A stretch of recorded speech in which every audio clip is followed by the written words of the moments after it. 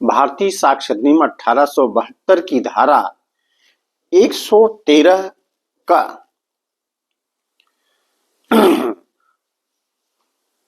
भारतीय साक्ष्य अधिनियम 2023 जो नई धारा है, इसकी धारा 117 में प्रावधान है कि विवाहित महिला द्वारा की गई आत्महत्या के निमित्त दुष्प्रेरणा की अवधारणा। जहां प्रश्न यह है, किसी विवाहित महिला द्वारा अपने विवाह के 7 वर्ष के अंदर आत्महत्या की गई हो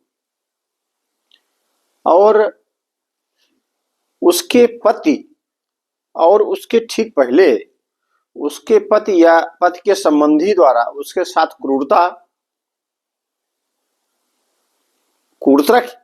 उसके साथ किया गई हो या उसके साथ मारपीट की गई हो, उसको टॉर्चर किया गया हो और वह आत्महत्या कर लेती है, तो न्यायालय उपधारणा करेगा, न्यायालय धारणा बनाएगा कि वह जो है उसके पति अथवा पति के संबंधी द्वारा वह जो है क्रूरता के अधीन रखी गई थी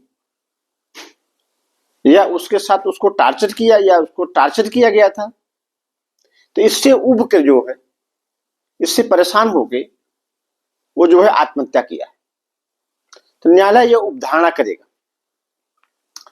यह 113 का जो धारा है, यह पहले भारतीय साक्ष्य अधिनियम में नहीं थी।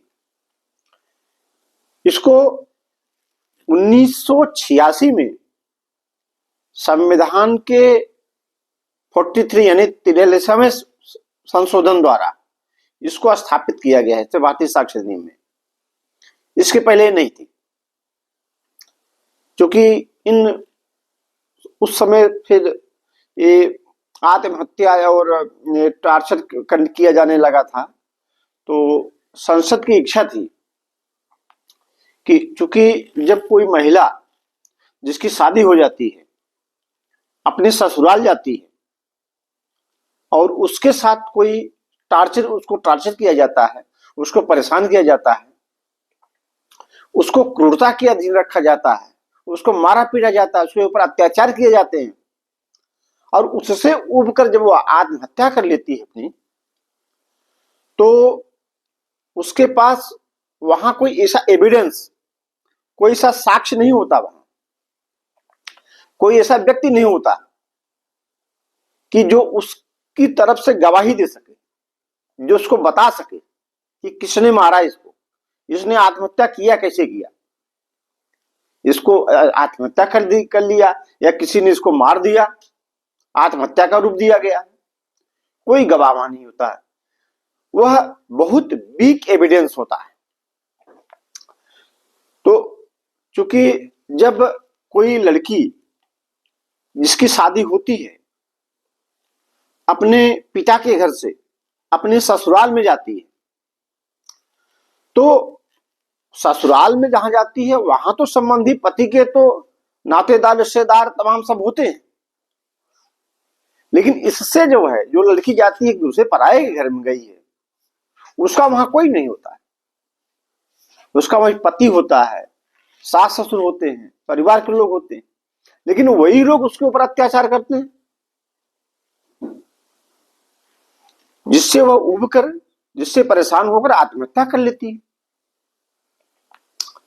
तो न्यायालय तो संसद की राय मंशा थी कि चूंकि वहां तो ऐसा साक्ष्य नहीं मिलता, मतलब जो कोई FIR, कोई प्रथम सूचना रिपोर्ट ये दर्ज कराई जाती है, यदि लड़की मर गई, पिता की तरफ से कोई FIR दर्ज कराई जाती है, कोई प्रथम सूचना रिपोर्ट दर्ज कराई जाती है, तो उसमें गवाहों की जरूरत पड़ती है, सबूत की जरूरत पड़ती है।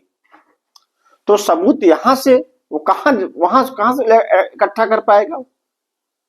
तो इसलिए जो है संसद की इच्छा थी कि सबूत का भार, बर्डन ऑफ प्रूफ दूसरे व्यक्ति पर दिया जाए, अर्थात दूसरे विपक्षी पर दिया जाए। देखिए, हम इसके बारे में डिटेल चर्चा कर चुके हैं। सबूत का भार, सबूत का भार किस पे होता है? सबूत का भार वादी पर होता है। सिविल कोर्ट केस में यानी दीवानी मामलों में जो मुकदमा दायर करता है, वादी पर होता है सबूत का भार। कोई सबूत नहीं देगा वो कोई, तो उस मुकदमा में असफल हो जाएगा, मुकदमा हार जाएगा। क्रिमिनल केस में सबूत का भार वादी पर होता है, उस पर भी वादी पर होता है। यदि वादी जो मुकदमा लिखाया है वो सबूत नहीं दे पाएगा तो मुकदमा हार जाएगा, मुलजिम छूट जाएगा। तो सबूत का भार तो वादी पर हमेशा होता है। लेकिन इन परिस्थितियों में धारा 113, 114, 115 नहीं, धारा 113 का, धारा 113 का और धारा 114, ये तीनों पर सबूत का भार विपक्षी पे होता है, प्रतिवादी पे होता है। क्योंकि न्यायालय यहां उपधारणा करेगा। यदि किसी महिला ने 7 वर्ष के भीतर अपनी आत्महत्या कर लिया है और उसके ठीक पहले उसके पति व उसके नातेदार संबंधी द्वारा क्रूरता के अधीन रखी गई थी, उसके साथ ऐसा उसको टॉर्चर किया गया था, यह साबित हो जाता है, तो न्यायालय उपधारणा करेगा यह दुष्प्रेरणा उनके परिपति और संबंधियों द्वारा दुष्प्रेरणा दिए गई थे जिसके द्वारा उसने आत्महत्या कर लिया। अब ये उपधारणा हो गई, धारणा बना लिया न्यायालय ने, ये हो गया कि उन्होंने ऐसा किया उनके ससुराल वालों ने, इसलिए आत्महत्या उसने किया। अब सबूत का भार उस पे है, उनके पति और उनके कुटुंब, उनके संबंधियों पर, कि वो सबूत दें कि उन्होंने टार्चर नहीं किया, उनको क्रूरता के अधीन नहीं रखा जिससे वो आत्महत्या किया है। अब सबूत का भार उस पर ट्रांसफर हो गया। यदि सबूत वो साबित नहीं कर पाते हैं तो न्यायालय को उपधारणा है पक्का, सजा उनको होनी है। तो इन मामलों में जो है सबूत का भार, बर्डन ऑफ प्रूफ, विपक्षी पर होता है। अब 113 ख में दहेज मृत्यु की उपधारणा कही गई है। ये भी 1986 में 43 यानी 43 अमेंडमेंट द्वारा, संशोधन द्वारा, 43वें संशोधन द्वारा इसको संशोधित किया गया है और यहाँ 113 ख रखी गई है, दहेज मृत्यु की उपधारणा। इसमें यदि जहां प्रश्न है किसी महिला की दहेज मृत्यु हुई है और उस महिला, उसके पति द्वारा उस महिला को दहेज के लिए, या उसके पति या उसके संबंधी, उसके नातेदार, रिश्तेदार, कुटुंबी द्वारा दहेज के लिए उसको प्रताड़ित किया गया था और शादी के विवाह के 7 वर्ष के भीतर हुआ और वो महिला की मृत्यु कारित कर दी जाती है, मृत्यु हो जाती है, तो न्यायालय उपधारणा करेगा कि दहेज, उसके पति द्वारा दहेज के लिए महिला की हत्या की गई। इसको फिर समझ लीजिए, भारतीय साक्ष्य अधिनियम की धारा 113 ख में दहेज मृत्यु की उपधारणा न्यायालय करेगा। यह नई धारा जो है, नई किताब हमारी है, वो धारा 118 भारतीय साक्ष्य अधिनियम 2023। तो इसमें दहेज मृत्यु की उदाहरणा कही गई है कि जहां प्रश्न यह है किसी महिला की मृत्यु अपने उसके विवाह के 7 वर्ष के भीतर हुई है और उसकी मृत्यु के ठीक पहले वह पति अथवा पति के संबंधी, परिवार, नातेदार, रिश्तेदार द्वारा क्रूरता के अधीन रखी गई थी, दहेज की क्रूरता के अधीन रखी गई थी या दहेज की मांग की गई थी और वो मृत्यु होती है, उसकी मृत्यु हो जाती है, तो माना जाएगा, न्यायालय धारणा के करेगा कि दहेज के कारण उस महिला की मृत्यु कारित की गई है। अब बर्डन ऑफ प्रूफ प्रतिवादी पर कि जो अभियुक्त लोग साबित करेंगे कि दहेज मृत्यु नहीं कारित की गई है, स्वाभाविक मृत्यु हुई है उसकी, तो सबूत का बर्डन ऑफ प्रूफ प्रतिवादी पर हो जाता है। यदि प्रतिवादी साबित नहीं कर पाता है तो सजा पक्की है।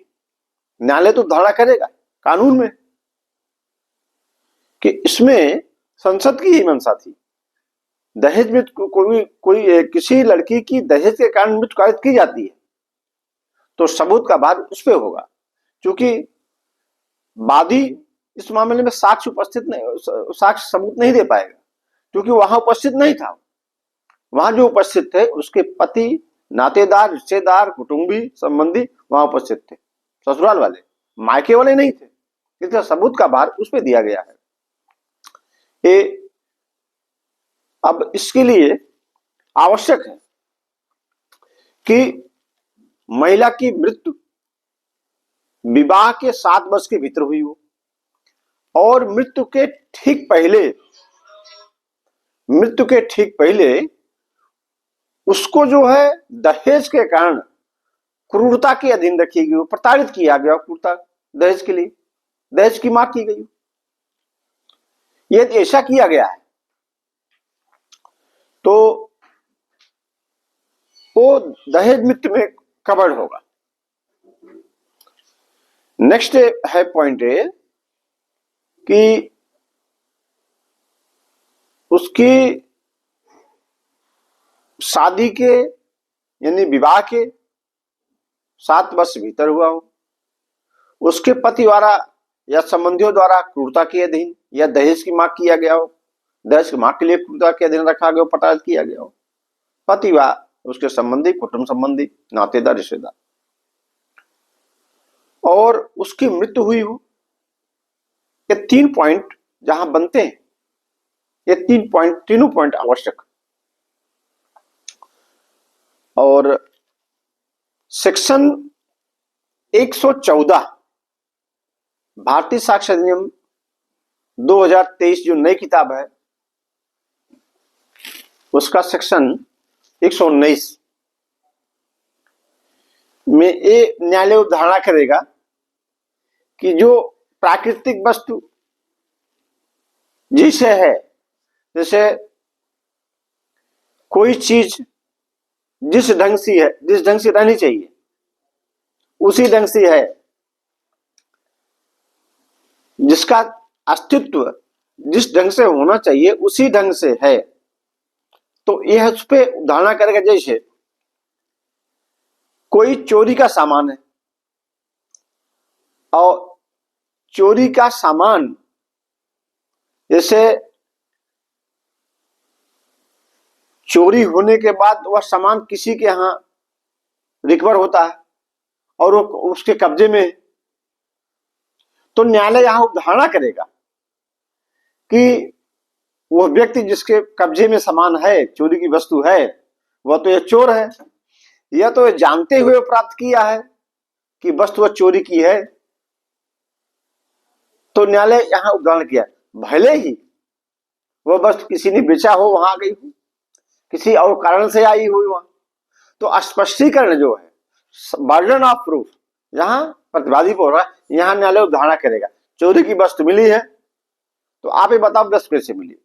जैसे नेक्स्ट उदाहरण, जैसे एक बनिया जो है मामूली अनुक्रम में अपना व्यापार कर रहा है और कुछ बैंक से कुछ नोटें चोरी हुई, कुछ गड्डियां चोरी हुई हैं, कुछ बैंक नोटें चोरी हो गई हैं और वो बनिया क्या मिल जाता है, बनिया सामान बेच रहा है, खरीदार आ रहे हैं, जा रहे हैं, पैसा दे रहे हैं, पैसा लौटा रहा है और उसके यहाँ पुलिस वाले आते हैं, छापा मारते हैं, वह बैंक वाली चोरी वाली पैसा मिल जाता है। तो अब बर्डन ऑफ प्रूफ उस पे है, बनिए पे है, उस व्यापारी पे है, वो साबित करे नोट कहां से आई हो, चोरी की नोट। या तो वह चोरी किया है, या तो वह चोरी की वस्तु जानते हुए अपने कब्जे में रखा है। तो यहां जो है बर्डन ऑफ प्रूफ, अपवाद जो है बर्डन ऑफ प्रूफ प्रतिवादी पर होता है, न कि वादी पर। अब आज का सेशन हम इतना ही करेंगे, अगला सेशन कल। धन्यवाद।